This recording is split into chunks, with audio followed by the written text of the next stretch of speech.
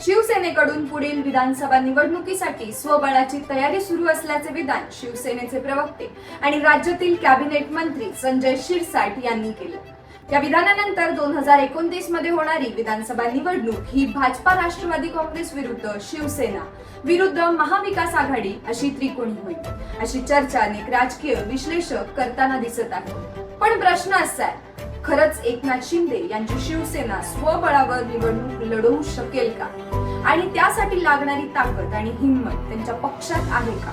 चला सविस्तर जाणून घेऊयात या व्हिडिओच्या माध्यमातून। नमस्कार, मी प्रियांका पालकर आणि तुम्ही सगळे पाहत आहात द फ्रीडम पॉइंट। 2022 मध्ये तत्कालीन उद्धव ठाकरे सरकारमध्ये नगर विकास मंत्री असलेले एकनाथ शिंदे यांनी तब्बल 40 आमदारांना सोबत घेत बंड पुकारले। या बंडाचे फलित काय झाले तर एकनाथ शिंदे मुख्यमंत्री झाले आणि देवेंद्र फडणवीस यांनी उपमुख्यमंत्री पद स्वीकारले। इतकंच नाही, भारतीय निवडणूक आयोगाने शिंदे गटालाच अधिकृत शिवसेना म्हणत मान्यता दिली आणि धनुष्यबाण हे पक्षचिन्ह देखील त्यांच्या पुढे दिलं। यानंतर झालेल्या लोकसभा निवडणुकीत महाविकास आघाडीने तब्बल 31 खासदार निवडून आणत महायुतीला मोठा धक्का दिला। पण फक्त 5 महिन्यात चित्र पूर्णपणे बदलले। महायुतीने लाडकी बहीणसारखी योजना आणि विविध लाभार्थी योजनांच्या माध्यमातून वातावरण पुन्हा एकदा बाजूला वळवलं आणि ऐतिहासिक बहुमतांसह सरकार पुन्हा एकदा स्थापन झालं। विधानसभा निवडणुकीत एकनाथ शिंदे यांच्या शिवसेनेला 81 जागा मिळाल्या होत्या, त्यापैकी 57 जागांवरती विजय मिळाला आणि विशेष म्हणजे या 57 पैकी 5 उमेदवार तर भाजपानेच धनुष्यबाण चिन्हावर उभे केले होते। पण 2024 विधानसभा निवडणुकीनंतर एकनाथ शिंदे यांची नाराजी सातत्याने समोर येताना दिसत। त्यांच्या अनेक नेत्यांना अपेक्षित सन्मान मिळत नाही। उदाहरणार्थ घ्यायचं झालं तर रायगड जिल्ह्याचे पालकमंत्रीपद भरत गोगावले अजूनही वेटिंग मध्ये आहे।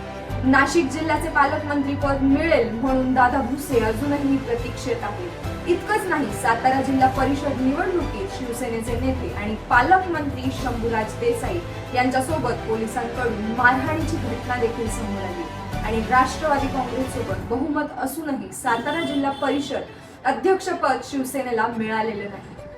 आता थोडं ग्राउंड रियालिटीकडे जाऊया। ज्यांनी स्वबळाची भाषा केली ते संजय शिरसाट यांच्या छत्रपती संभाजीनगर महापालिकेत 115 पैकी 12 जागांवर त्यांनी विजय मिळवलाय। जालना, परभणी, नांदेड या महानगरपालिकांमध्ये शिवसेनेला अपयश आले आणि लातूरमध्ये तर एकही नगरसेवक निवडून आलेला नाही। मराठवाड्यातील शहरी भागात भाजपासोबत युती नसल्यास शिंदे त्यांच्या शिवसेनेला यश मिळणं जवळजवळ अशक्यच दिसत आहे। आणि दुसरीकडे फक्त ठाण्यातील बाले किल्ल्यावर आधार ठेवून त्यांनी संपूर्ण राज्यात स्वबळाचा दावा केला।